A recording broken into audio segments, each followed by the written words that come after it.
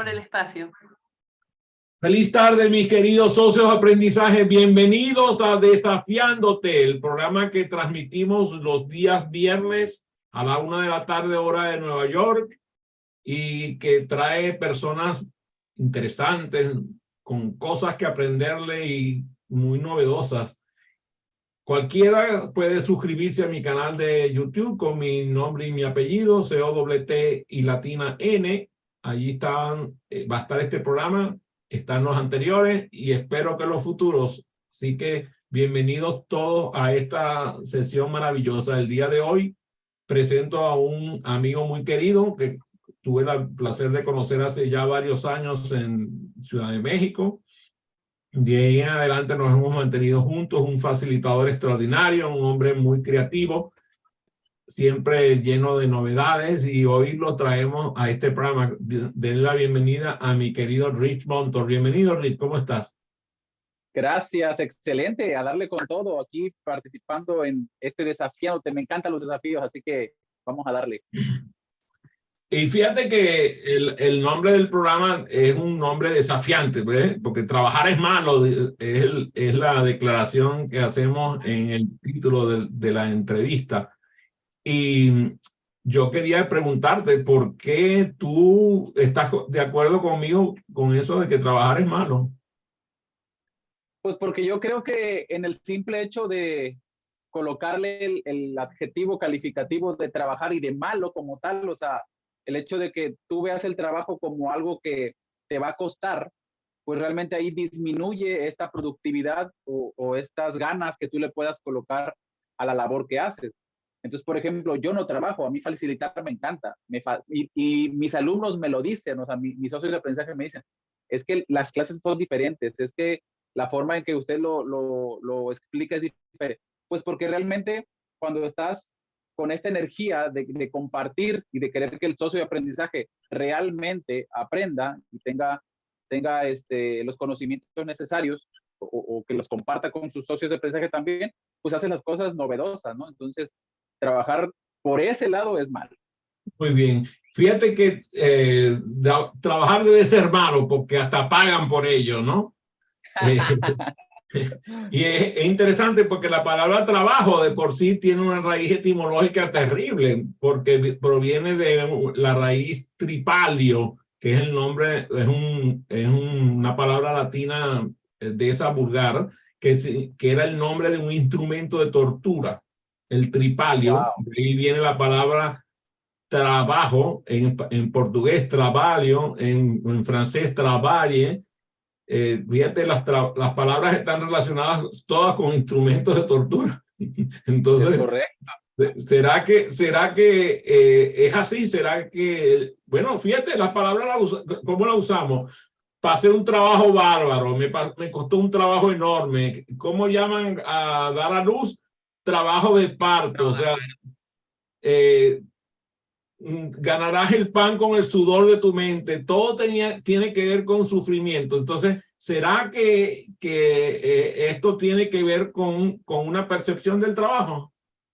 Yo creo que sí, es una percepción mal establecida en los constructos mentales, y por eso es importante que cada vez que tengamos la oportunidad como colaboradores de alguna empresa o nuestra propia empresa de hacer las cosas novedosas o de poder colocar en nuestra mente esta otra connotación donde podamos decir, bueno, a mí me encanta lo que hago, o pongo toda la actitud, mi pasión para hacer las cosas de una forma diferente, pues entonces ahí las cosas empiezan a cambiar. Pero definitivamente sí, si solamente vas por un salario y digamos que estás en automático, en zombie, como decía uno de mis mentores, que es Charlie, entonces no tiene mucho sentido, ¿no? El estar, entre comillas, trabajando.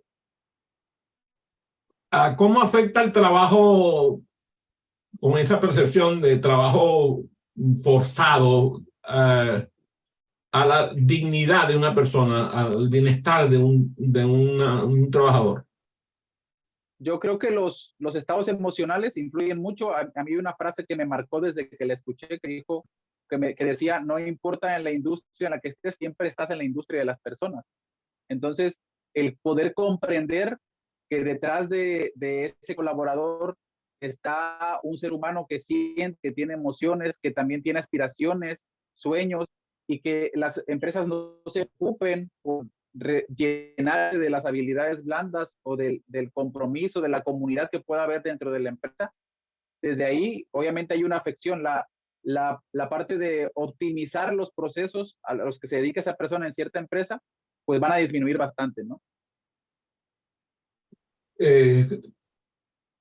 ¿Cuáles son los riesgos de un trabajo que interfiera con la vida de las personas?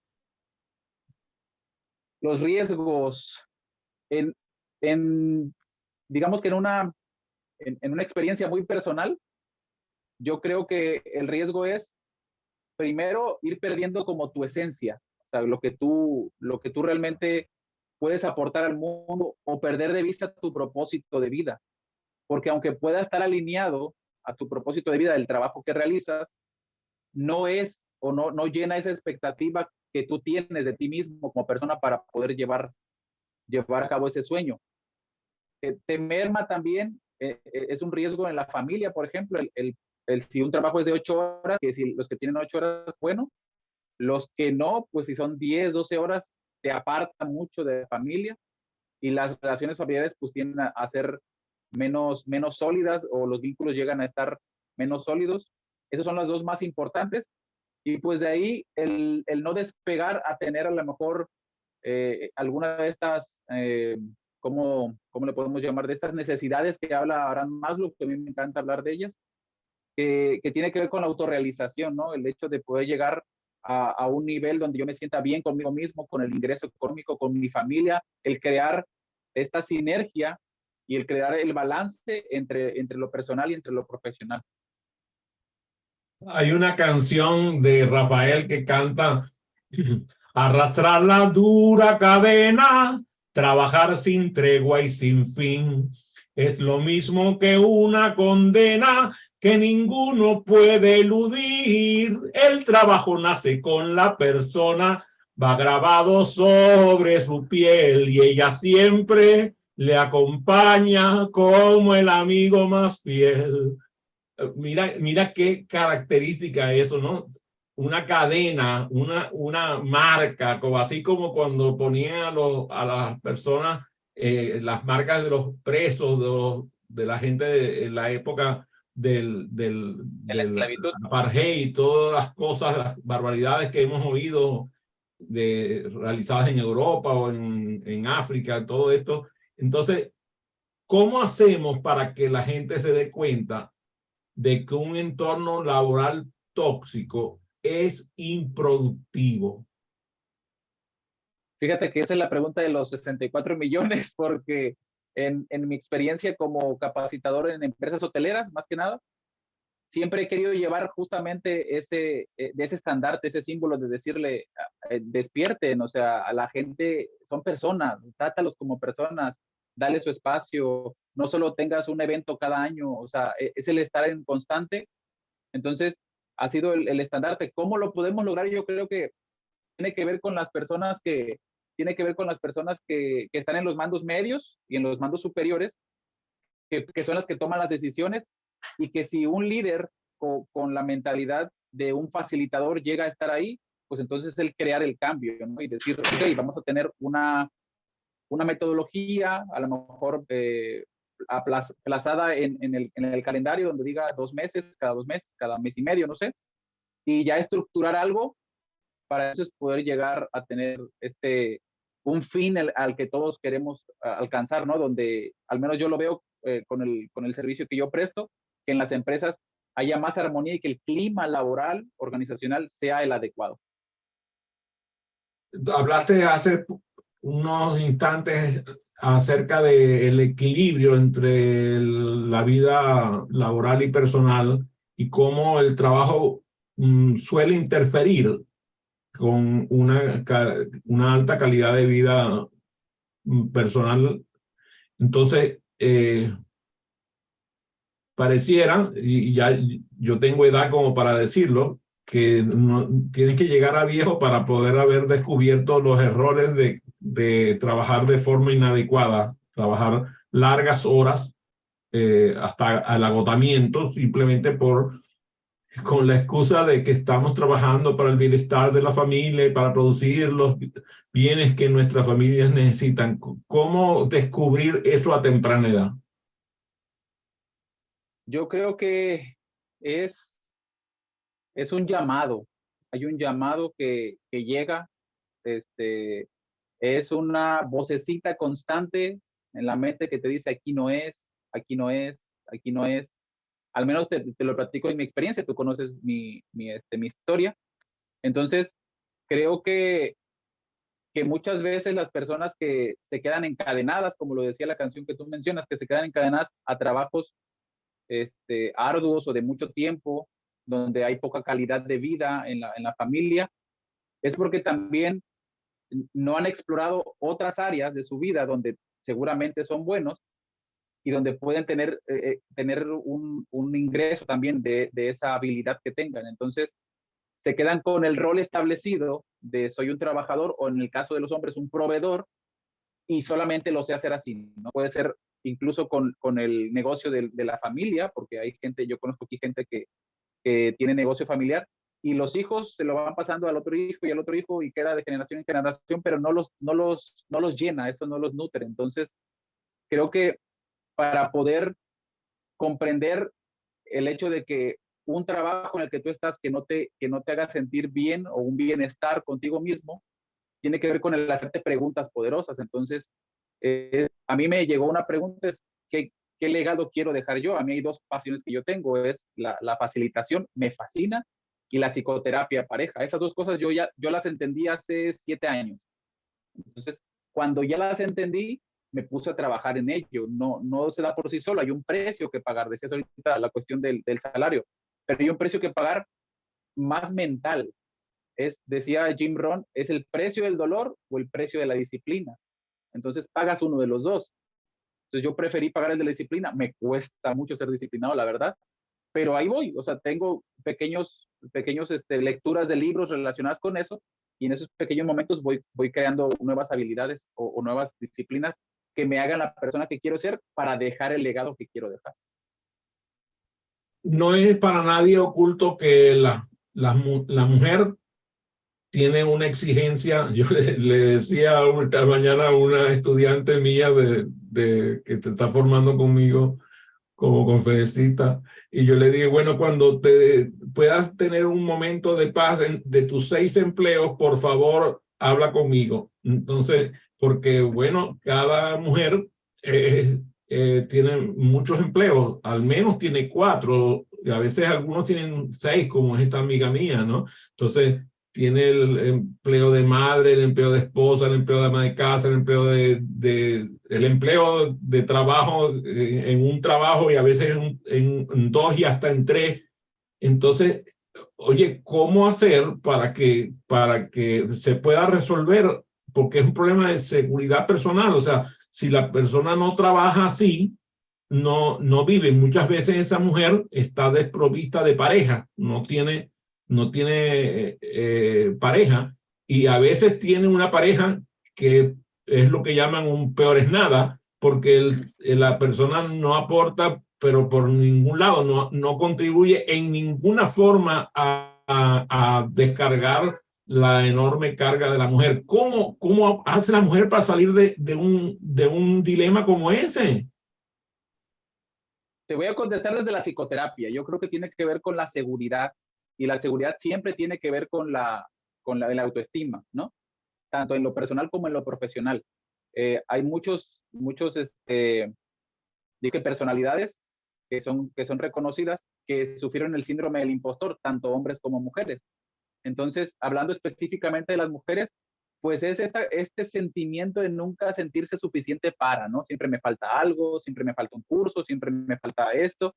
Yo viví con el síndrome del impostor hace un tiempo, digamos que lo empecé a trabajar en mí y al trabajarlo en mí, entendí que no me hace falta nada, que yo lo que necesito es acción y ya, o sea, dejar de procrastinar, dejar de tener miedo de qué va a pasar y que pues, va a pasar, o sea, digamos que llegó un punto en el que solté y eso creo que les hace falta a muchos profesionistas y profesionales en cualquier ámbito, les hace falta mucho el accionar.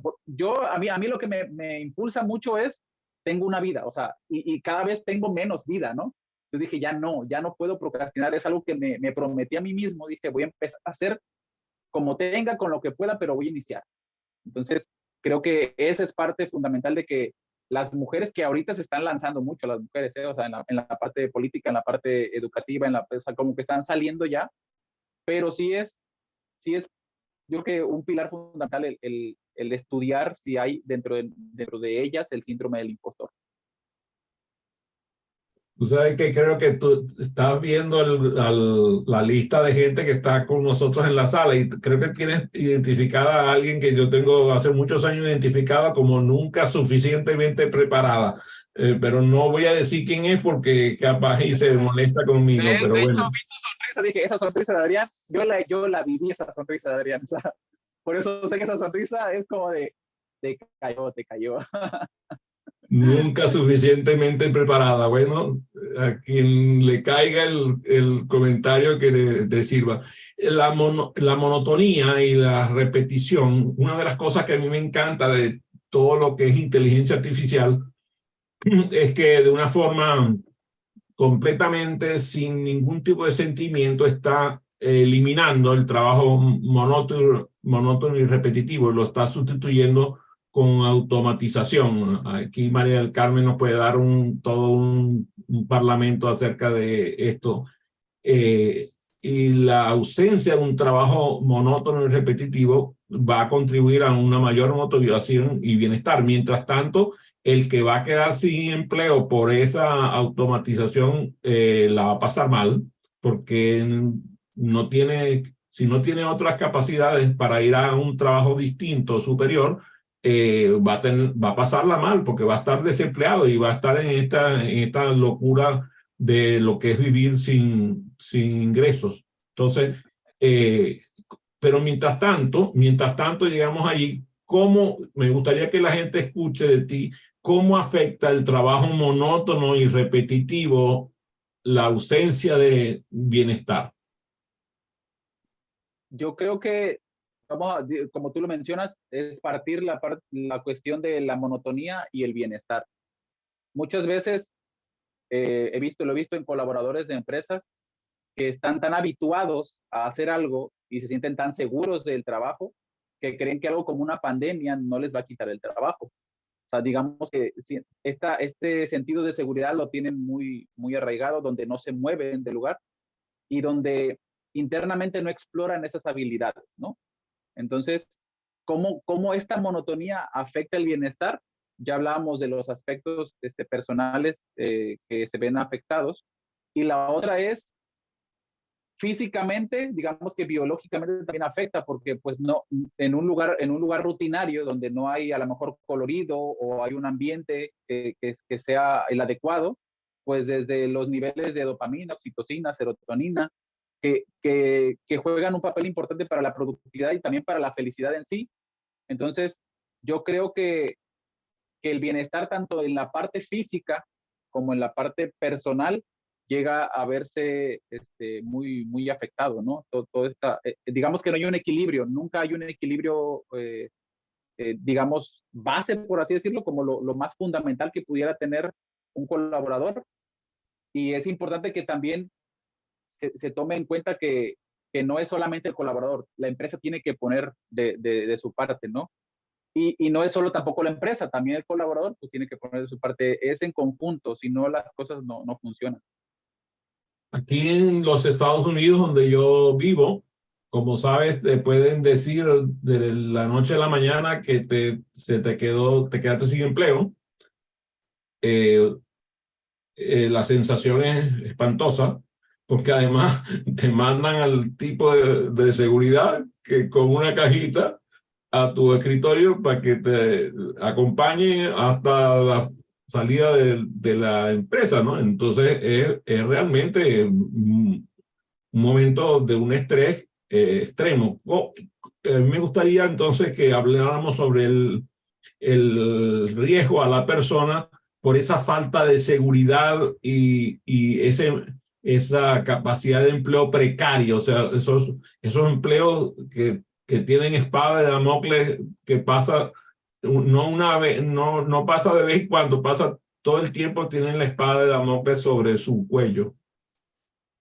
Yo creo que, digamos que al menos en México también es como un mal que el mismo colaborador ha permitido, ¿no? Y todo, yo creo que viene y parte del hecho de que los recién egresados, por ejemplo, que no traen tanta experiencia como el sector aquí hotelero específicamente lo necesitan, a lo mejor en las empresas sí, en los sectores empresarios en el centro del país, pero no tienen esta confianza de decir, yo puedo hacer el trabajo y no quiero que me des un contrato de un mes, quiero que me des, o sea, no tienen esta seguridad de pedir, de saber que su trabajo vale, ¿no?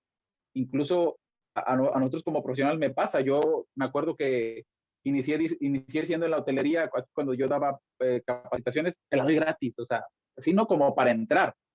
Y ya después me costaba el decir, bueno, voy a cobrar 1,000 pesos. Es mucho, si dice que es mucho, dame 500, ¿no? Un ejemplo. Y yo entendí que tiene que ver con toda la formación. Entonces, el conocimiento de cómo cobrar tu trabajo y de entender que no es un trabajo, es algo que te apasiona y que no es un precio, es un valor que agregas. Entonces, cuando ya hay un cambio en la mentalidad de precio a valor, también tú como persona cambias. Yo creo que ahí radica parte de la respuesta a la pregunta que tú me hacías. Mi amigo Blaine Bartlett dice que la gente te da lo que percibe que tú estás dispuesto a recibir. Entonces, Es correcto. creo que es importante dejarle saber a la gente qué es lo que estás dispuesto a recibir y qué es lo que no estás dispuesto a recibir. Ambas son maravillosas. Hablaste hace poco acerca de cómo el trabajo excesivo afecta a la salud. Uno de los aspectos más lesionados con el trabajo excesivo es la falta de sueño. La falta de sueño y la falta de calidad, o sea, de sueño de calidad. ¿Qué consecuencias psicológicas y físicas tiene la ausencia de un buen sueño? Brutales. O sea, químicamente lo conocemos que justamente en la parte de optimizar tus actividades, pues ya de ahí bajas significativamente la parte de poder tú ser óptimo en tu trabajo, ¿no? El hacerlo de calidad. Y justamente es eso, no es tanto la falta de sueño, sino la calidad del sueño, ¿no? Se dice que debemos de dormir entre 7 y 10 horas, o 7 y 9 horas. Entonces, la gente anda durmiendo 5 horas. ¿Por qué? Porque, digamos, yo siempre lo he creído así, no te eliges, dejas de elegirte a ti por elegir a tu trabajo. Y es tanto digamos, un ciclo de aprendizaje en roles que se han establecido a lo largo de la historia de la sociedad, donde tengo que dar más, ¿no? Pero sin ningún objetivo, solamente dar por dar. Entonces, cuando no se autocuestiona eso, cuando no hay unas preguntas que me hagan salir de esto que yo creo que es lo correcto, pues entonces no se va a llegar a tener ese equilibrio ni en la parte emocional, ni en la parte física o de salud, ni en la parte profesional, ¿no? Entonces se vive en un ciclo donde prefiero no salir de ese ciclo y quedarme ahí inmerso durante los años que sean necesarios, ¿no? Y eso merma en todos lados, pero sí el sueño, yo creo que es primordial, o sea, tenerlo como algo muy cuidado de la calidad del sueño. Yo recomendaría 7 horas bien dormidas. Incluso tú, me doy cuenta al observarte que te influye la estructura de pensamiento al hacer el gesto cuando dijiste mandos medios, mandos altos. Tu cuerpo habló de esa manera. ¿Por qué no decir los mandos medios, los mandos altos? No lo hacemos porque nuestra mente está acostumbrada a estructuras jerárquicas. Es correcto. Yo escribí hace muchos años un artículo que se llamaba La era del fin de las jerarquías, porque la palabra jerarquía viene del griego hierarco, que significa sagrado. Y cuando tú sacralizas las relaciones laborales, pagamos las consecuencias en falta de autonomía y falta de control. Entonces, cuando tú tienes que controlar el trabajo y los empleados pierden la autonomía, eso se nota en la jerarquía. Entonces, Es correcto. me gustaría que me digas, según lo que tú percibes, cuáles son las consecuencias de la falta de autonomía en el trabajo y el exceso de control. Yo creo que no hay digamos, esta conexión entre los colaboradores y no hay un vínculo de un puente, vamos a llamarlo un puente, donde haya ida y regreso en la comunicación. Eso es lo primero que se ve afectado, la comunicación laboral. ¿Por qué? Porque precisamente como tú lo mencionas, te lo voy a dar con un ejemplo. Yo estuve trabajando en un hotel en Manzanillo, Colima, y estando allá, yo con el gerente general, él en algún momento que estudió su licenciatura fue mi alumno, y tuvimos, digamos que, buena relación, y en base a esa relación fue que me llama para estar allá como gerente de recursos humanos en el hotel. Entonces, yo le hablaba de tú, porque siempre ha sido así, ¿no? Con las personas que yo, Adrián, Soledad, María del Carmen, Susana, o sea, no, no hay una falta de respeto ahí. Y uno de mis mentores también me lo enseñó, que es Carlos Otero. Entonces, llegué ahí y lo primero que me dijeron, Carlos no Otero le es lo peorcito que existe como ejemplo, porque Carlos ni siquiera lo llamamos Carlos, lo llamamos Charlie, y nadie lo llama por su nombre, se lo llama Manito. O sea, ¿qué más quiere que Manito Otero? O sea, ¿qué quiere que te diga? Entonces me dicen, tú le tienes que decir señor Rubén en ese momento, el señor ya no está. Machete. Entonces, ahí ya mandan un mensaje, no hay un mensaje detrás.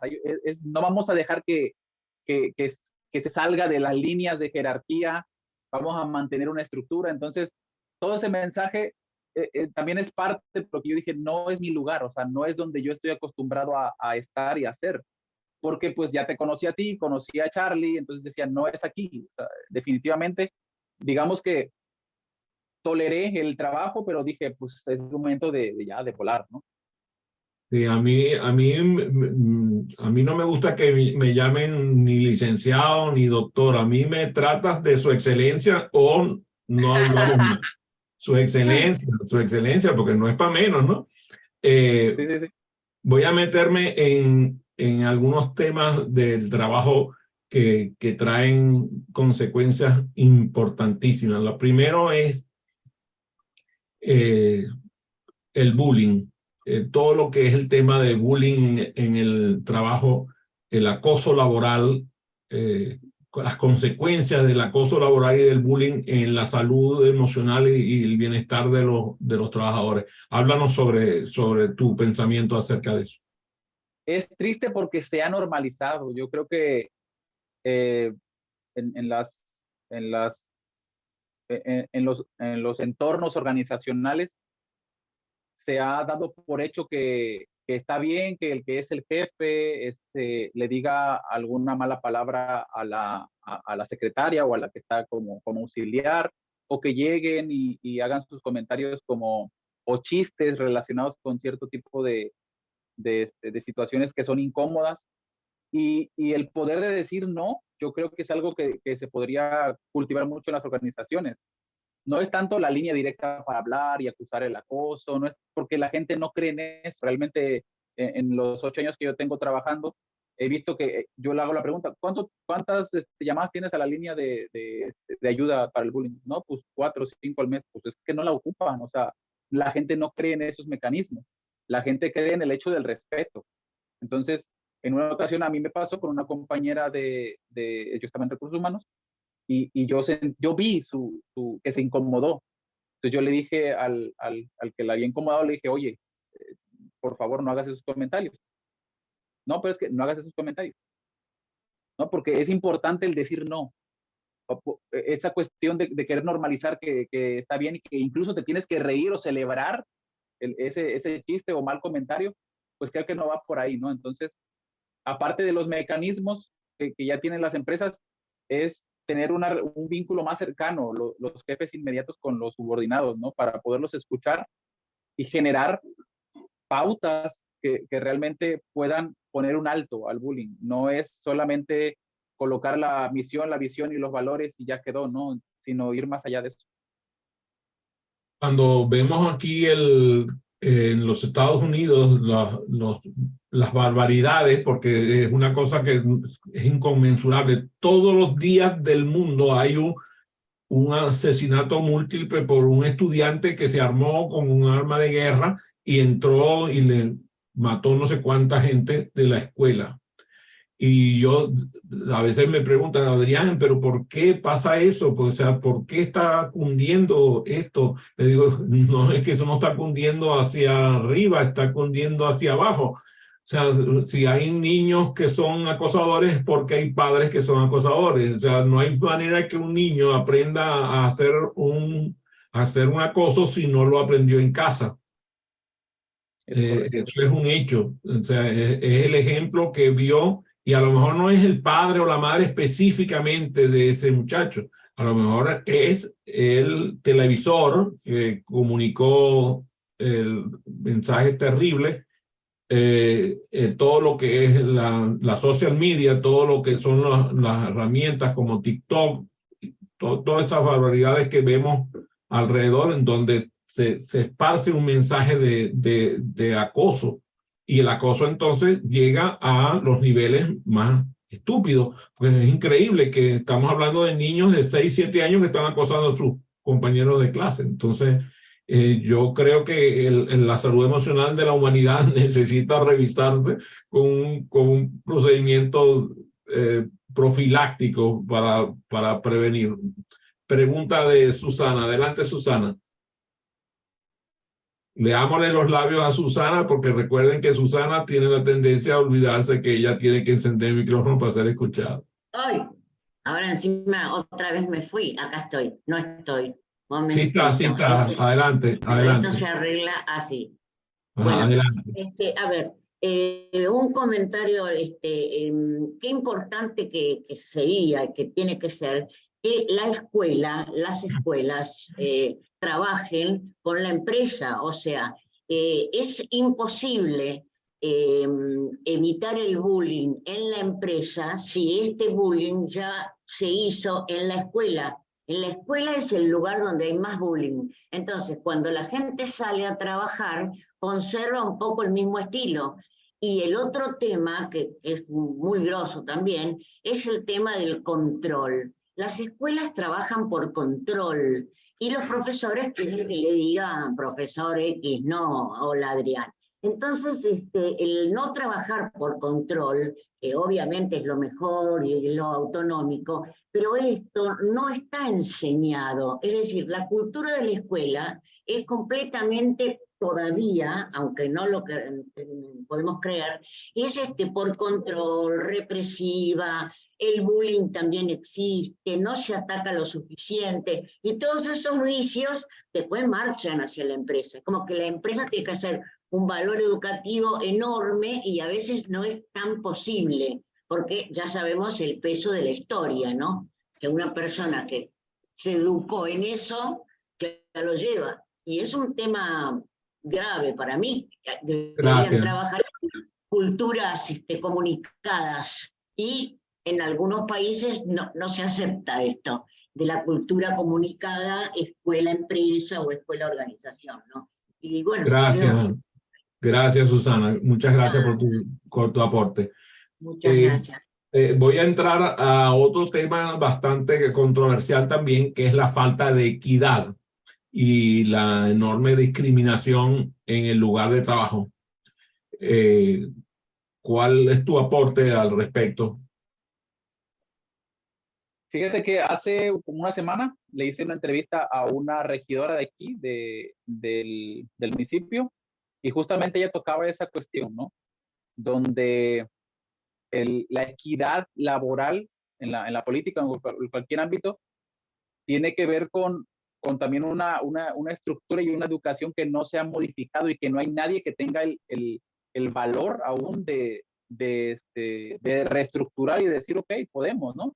Entonces me contaba ella que se ha encontrado con que la equidad en el ámbito político en ese sentido sí está bien, ya está, digamos que normalizado que sea 50-50, pero que dentro se encuentra con que las mismas mujeres son las que ponen el pie para que se tropiece la mujer que ya llegó, ¿no? A un escaño político.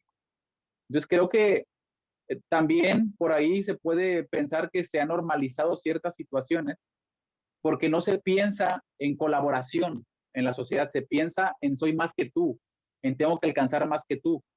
Y se piensa más en competencia que en comunidad. Creo que ahí está parte del problema que podemos trabajar. Ahorita decía Susana que no hay esta relación entre organización y escuela y que el maestro pues, o el aula como tal es un ambiente de control. Yo puedo decir que en mi aula no. O sea, mis alumnos, mis universitarios, en mi aula no. Y yo sí fue lo primero que puse digamos que como regla para que yo pueda trabajar es, a mí me dejan trabajar a mi modo y que es el aprendizaje acelerado. Entonces, los mismos alumnos, yo noto su avance porque están acostumbrados a un modelo donde están callados, sentados, el maestro es el que habla y Obvio. así, ¿no? O sea, es la misma película que han visto durante años, llega alguien que les muestra otra cosa y el primero es una sorpresa. Entonces, ya pasan las semanas y en esta última semana, porque son periodos de 5 semanas, ya son otras personas, yo los veo, o sea, noto que hablan más, se expresan más, dicen lo que no les gusta, porque pues yo los Claro. dejo ser, o sea, al final tiene que ver con eso, pero ¿cómo cambia la sociedad cuando yo cambio? Cambia cuando yo tengo ese sentido de decir, ya no voy a hacer lo mismo que venía haciendo, lo que me enseñaron está erróneo, tengo que poner de mi parte, reeducarme, reinventarme, que eso es lo que realmente necesitamos, reinventarnos y colocarlo al servicio de otros. Ahí es cuando realmente sucede el cambio, tanto en la escuela, como en la empresa, como en la familia, va permeando, pero cuando uno coloca en su corazón o como un propósito de vida el cambiar lo que yo haga, hacerlo de la mejor forma, ¿no? En esmero. A mí me asombra, María Ángel, como sabes, vive en Portugal y aunque sea de la boca para afuera, en Portugal han cambiado el horario de trabajo. Ha habido una reducción del horario de trabajo que fue además noticia de primera plana en todo el mundo, porque fue la primera iniciativa como país para hacer un cambio en ese sentido. A mí me gustaría que me des tu opinión acerca de cómo se puede mejorar la efectividad y la productividad reduciendo los horarios de trabajo. Es posible, yo creo que en México y en todo el mundo es posible. Se necesita, yo desde la parte que trabajo, que es clima laboral, organizacional y todo lo que tiene que ver con capacitación, se necesita eso, tener capacitación, tener apertura para, digamos, yo le llamo empoderamiento, o digamos, la definición de empoderamiento es la apertura a equivocarte, para mí es así. Entonces, cuando tú le permites al colaborador que se equivoque, él ya no tiene este miedo de dar el paso, ¿no? Déjame le consulto, déjame le pregunto, déjame. Entonces, eso y tener procesos establecidos, ¿no? Saber qué va a hacer, quién, en qué momento, qué le toca y hacia dónde vamos con eso, ¿no? Y realmente permear la filosofía empresarial. La tienen pegada nada más, me ha tocado en las empresas donde he estado, y yo le digo al que es el jefe de jefes, dime 3 valores de los que tienes, no los conozco, sabe que están ahí y ya, ¿no? Entonces, y la congruencia a través de esos niveles jerárquicos que se siguen manejando. A mí me contaba un amigo mío que estuvo en Querétaro haciendo unas prácticas profesionales que el líder del área de recursos humanos, el jefe, digamos, el director, sí le dijo, no me digas licenciado, no me digas, dime tal, tu nombre, ¿no? Entonces ahí te das cuenta que sí hay gente que está haciendo las cosas bien, hay gente que sí quiere que el nuevo colaborador realmente se sienta que pertenece a la empresa y que somos una familia. Yo hace un tiempo escribía también en LinkedIn que las empresas tienen muy mal usado el término familia. Somos una familia. No eres una familia, o sea, no usar esos adjetivos calificativos para querer hacer pertenecer a un colaborador. El colaborador va a pertenecer cuando entienda que lo deja ser, cuando entienda que tú le estás dando con el ejemplo eso que tú quieres lograr. tienes tú que ser el espejo vivo de que realmente estoy feliz en mi trabajo, realmente quiero estar aquí, no solamente mandar, porque mandar es fácil. Realmente el llevarlo a cabo y que el ejemplo arrastre, eso es lo complicado. Creo que pocas veces he comentado públicamente que yo pienso que el COVID fue una gran vacuna para la humanidad. O sea, leo de haber puesto una vacuna para prevenir el COVID, yo hubiera utilizado el COVID como una vacuna, como de verdad lo fue. No tienes idea de los esfuerzos que hacíamos para convencer a los empresarios de que manifestaran unos cambios en la flexibilidad del horario de trabajo y dejaran que la gente fuera a trabajar desde su casa y hicieran cosas de avanzadas. Compañías, por ejemplo, como Shell, hicieron eso, mandaron a su gente a trabajar desde la casa, grandes cantidades, un gran porcentaje de ellos y muchas horas a la semana. Y se llevaron muchas críticas. Resulta Sí, que la pandemia mandó a todo el mundo a su casa y fue maravilloso ver cómo el trabajar de la casa se convirtió en una cura a una enfermedad de estupidez que no permitía que la gente fuera a su casa a trabajar como ahora. Está pasando lo contrario, ahora está pasando lo contrario, ahora la gente no quiere volver a trabajar más nunca en una oficina, no quieren volver a los edificios, no quieren salir, no quieren montarse en los autos para manejar 2 horas estúpidas en el tránsito. Entonces, a mí me gustaría que me digas, según tu percepción, cómo esta flexibilidad de trabajar desde el hogar, de trabajar desde tu casa, lo ves para el bienestar, porque también hay quien dice que algunos se llevan el trabajo para la casa y llega un momento en que la casa se convierte en un infierno laboral, cuando 2 o 3 o 4 miembros del grupo familiar trabajan desde la casa. sí, tiene que haber un equilibrio siempre. El dialogar, por ejemplo, con la pareja, si los dos trabajan, y tener los espacios adecuados para hacerlo. Es una realidad que es una alternativa muy viable, ya las empresas ya lo están viendo, también yo estuve leyendo algunos artículos en LinkedIn, donde sí están apostando incluso a pagar ciertos insumos como es el internet o a lo mejor una computadora. Entonces es bastante viable la parte del bienestar, digamos, interno en el ambiente de la casa, pues sí sería reestructurar, para mí sería el número uno, reestructurar y después restablecer, ya que reestructuras, obviamente con el diálogo, el decir dónde van a ser los espacios para trabajo, en qué momentos, en qué horarios, cuándo va a ser espacio para la familia, para los hijos, los que tienen hijos.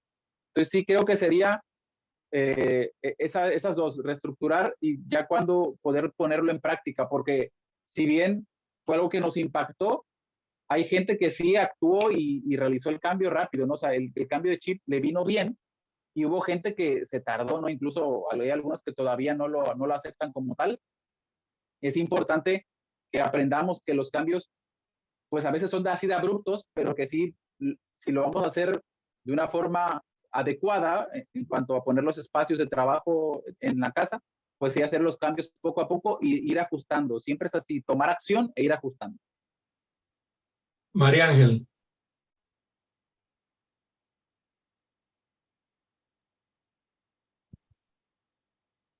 No te escuchamos, María Ángel, no tienes audio. ¿Ahora? ¿Me Ahora sí. escuchan? Es correcto, sí. Ok. Que muy buena tu respuesta con respecto a esa pregunta que hizo Adrián y la propuesta, por ejemplo, aquí en Portugal.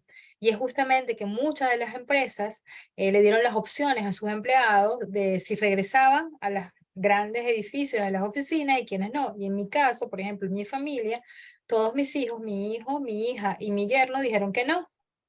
Entonces la empresa justamente hace lo que tú dices, es un proveedor, pues establecieron, aquí cada habitación es una oficina diferente y representa una organización diferente.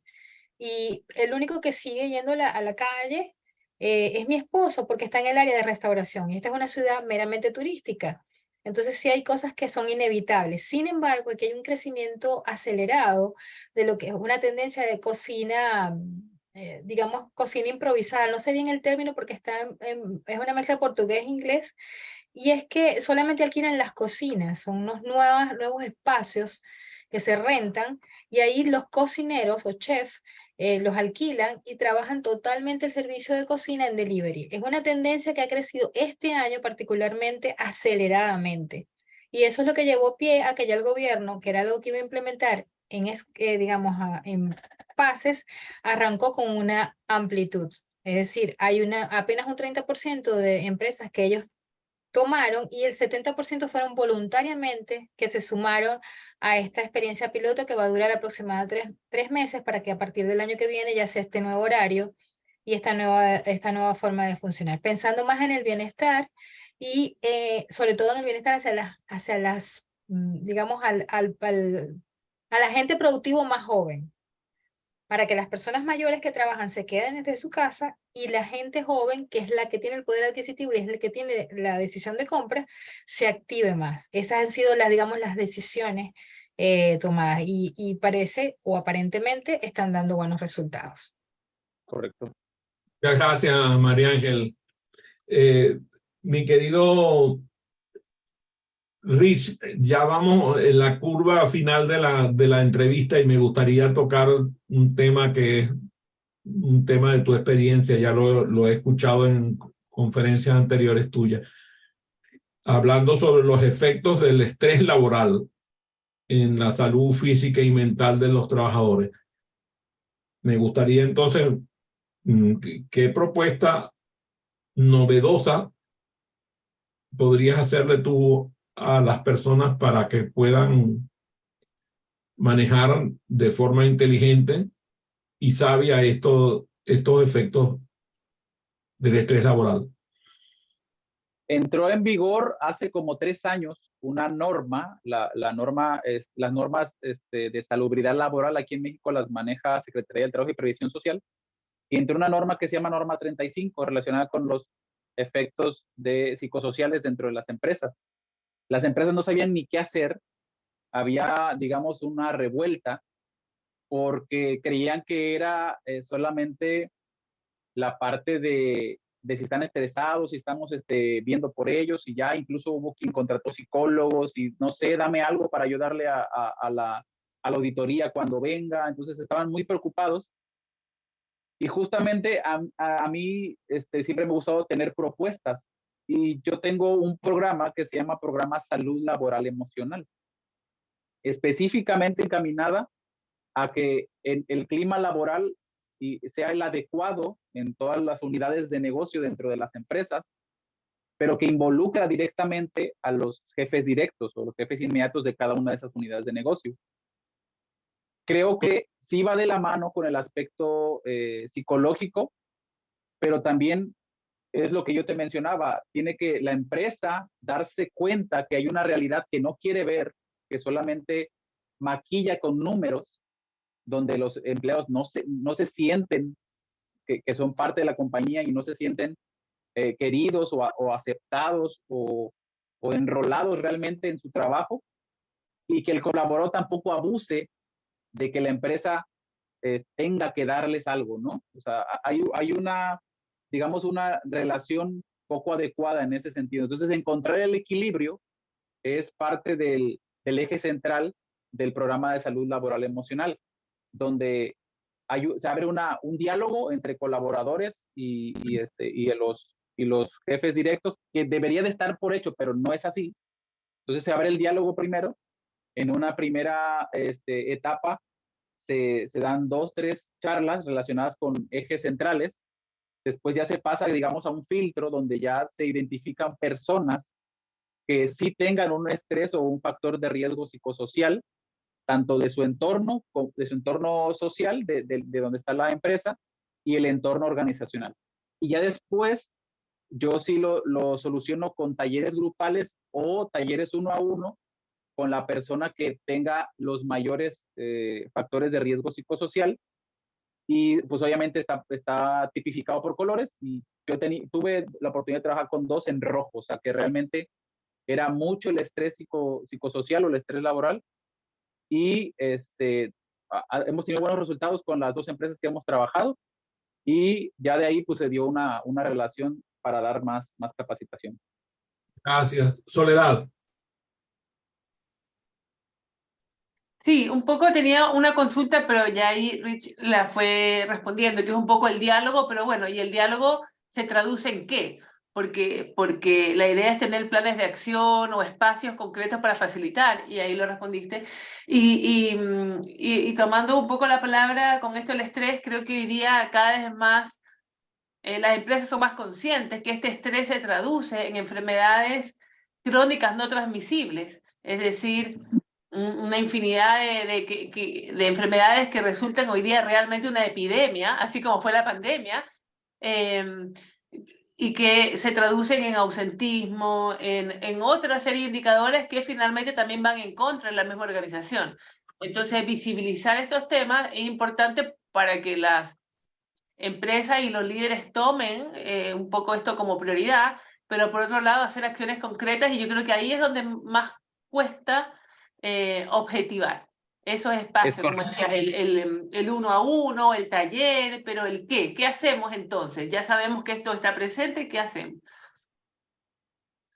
Sí, muchas veces es la incapacidad de querer actuar, porque lo que mencionaba, maquillan con números, porque al final pues tienen que entregar números todas las empresas, pero el maquillaje en algún momento se te va a caer o se te va a quitar, ¿no? Entonces es mejor confrontarlo y verlo de una forma en la que podemos generar una oportunidad de tener esa conexión con el colaborador, ¿no? ¿Qué hacer? Yo siempre sugiero, tengo un buen mentor que aquí está en la sala que me dice, es mal negocio si no conoces a tus socios de aprendizaje. Entonces sería lo mismo en la parte organizacional.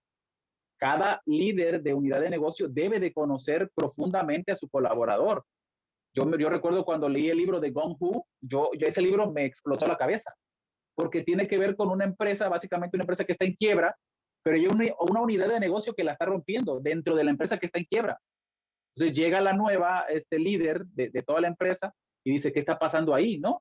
Entonces conoce al líder de la unidad de negocio y dice, nosotros hacemos las cosas así. No nos fijamos en nuestro entorno, pero el líder es un líder que se preocupa por su colaborador. Entonces no es de los dientes para afuera, es conoce cómo se llama su esposa, si sus hijos están enfermos, en qué escuela van, o sea, conoce todo, y en esa relación realmente las empresas surgen en las relaciones, pero está tan normalizado que tiene que ser nada más productivo que se te olvida la parte de la relación. Entonces cuando tú entiendes que está junto, regreso a la frase con la que inicié, no importa la industria que estés, estás en la industria de las personas. Eso es lo que realmente debería de importarles. Que a los líderes de las unidades de negocio, estás con personas. O sea, cuando ya interiorizan eso, lo integran, entonces hay un cambio ahí. Por cierto, para aclarar, el libro del que está haciendo referencia Rich Montor, que ya le vi la carita a María del Carmen, el libro se llama Gung Ho, G-U-N-G, Gung Ho.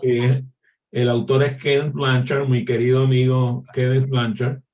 Y la frase es una frase originaria del idioma inglés que significa estar entusiasmado, comprometido, motivado. Es una frase que viene de la época, una época no muy sana, la época de la Segunda Guerra Mundial, y era utilizado por los marines. Entonces él utilizó esa frase para presentar todo lo que tiene que ver con el espíritu colaborativo y de trabajo en equipo. Una maravilla de libro, yo se lo recomiendo. Se lo van a leer en una sentada, no hay forma de que no sea así. Por cierto que voy a llevar la contraria a mi querida Soledad Villacrés, porque Soledad hablaba de que eran enfermedades no transmisibles, lo que no significa que no se contagien. Para mí, estoy seguro que Rick me acompaña en ese pensamiento, las emociones negativas se contagian y pueden transmitirse de una persona a otra, y se crea un patrón de comportamiento que se convierte en que las personas empiezan a tener ese comportamiento por influencia de pares y de superiores y de toda la gente que trabaja con ellos. Así que yo estoy de acuerdo con que puede ser que no se transmitan como se transmite un virus, pero se transmiten por contagio al igual. ¿Qué opinas tú, Rich? Sí, me viene la frase, me viene a la mente la frase de María Ángela, que es contagiar, ¿no? O sea, que queda como anillo al dedo, porque realmente tanto lo bueno como lo malo se puede contagiar. Nadie quiere estar cerca de una persona que se está quejando, que siempre tiene achaques, por ejemplo, que siempre, nadie quiere, o sea, es la verdad. Digamos que lo soportas o lo toleras, pero no quieres en el ambiente laboral ni en el ambiente personal. Pues buscas reunirte con gente que te motive, que siempre esté con la chispa, que siempre se esté riendo, que haga a lo mejor un chiste de todo, no sé, o sea, busques la buena onda, y la buena onda pues también se transmite. Por cierto que el contagiar es de María Ángel, que es Ángel Valecillo, que Valecillo. no van a confundir con María Ángel, porque entonces van a aparecer aquí los celos, y yo, tú sabes, soy de esos que quieren mucho a la gente. Además, las dos son maravinas, las dos son maracuchas, por lo tanto tengo que cuidarme porque puedo morir por muerte no natural y yo no lo quiero. Me gustaría que cerrando ya la conferencia de la entrevista, que me digas entonces cómo, ya lo mencionaste en algún momento, pero quiero que lo reafirmes, cómo el tener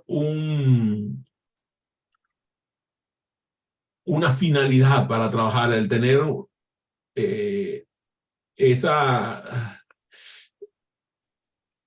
esa motivación que da el saber para qué trabajo.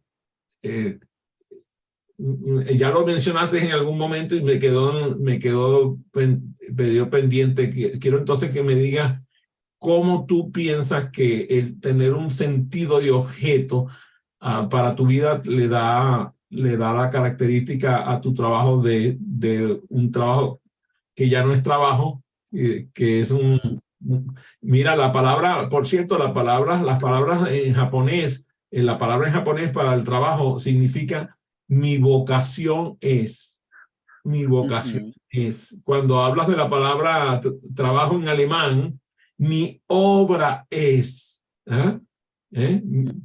Mi orgullo. Entonces, tendríamos que inventar un sustituto de la palabra trabajo. A ver, cuéntanos, Serrano. Acá en Occidente debería de inventarse algo así, ¿no? Porque el entender que hay una vocación detrás de lo que haces realmente le da sustento y sentido a algo, ¿no? No está mal ser un colaborador. Aquí le decimos, en México le decimos godines. No está malo ser un godín, o sea, es como de estar de corbata y ir a trabajar. No es malo. El asunto, lo malo está, bien dicho, en que digamos que te merma tu estado emocional y físico, mental también, cuando ya lo ves como una carga. Ahí es donde está realmente el perjuicio. Porque si tú tienes un sentido de propósito al hacer lo que haces, que por ejemplo, hay un chiste que se hace acá con los godines, de que hasta el que saca las copias es más indispensable, ¿no?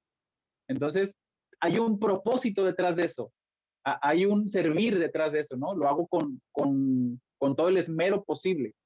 Tal vez no es mi vocación, pero sí lo hago con esmero. Cuando yo hago todo lo que tengo que hacer en mi día, lo que está en mi agenda, con el mayor esmero y dedicándole el tiempo necesario a eso, estoy sirviendo a otro. Yo puedo poner el ejemplo ahorita aquí. Yo estoy 100% aquí. No estoy pensando si la comida, que si mis hijos, que si la empresa, que si no, yo estoy aquí porque estoy sirviendo. Lo mismo debería de ser en cada una de las personas que tiene un trabajo.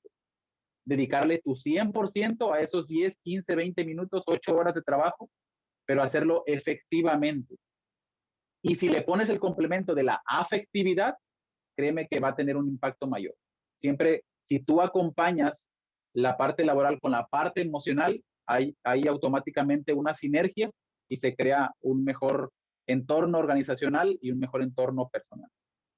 Muchísimas gracias, Rick, por haber participado en esta conversación maravillosa. Gracias a Soledad, a Susana, a María del Carmen, a María Ángel, por haber acompañado esta conversación. Por cierto, que ya me llegó el mensaje por WhatsApp. Yo sabía que los que estaban escuchándolo por las diferentes plataformas, alguno iba a reaccionar. La palabra japonesa para trabajo es chigoto.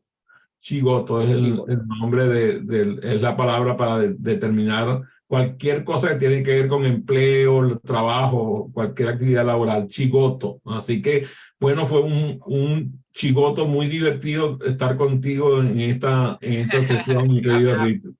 Fue un gusto, un placer. Por favor, recuerden suscribirse a mi canal y volver a ver este maravilloso programa para refrescar los conocimientos que allí se virtieron. Gracias a todos por haberse conectado. Gracias. Muchas gracias, muy interesante, muy valioso.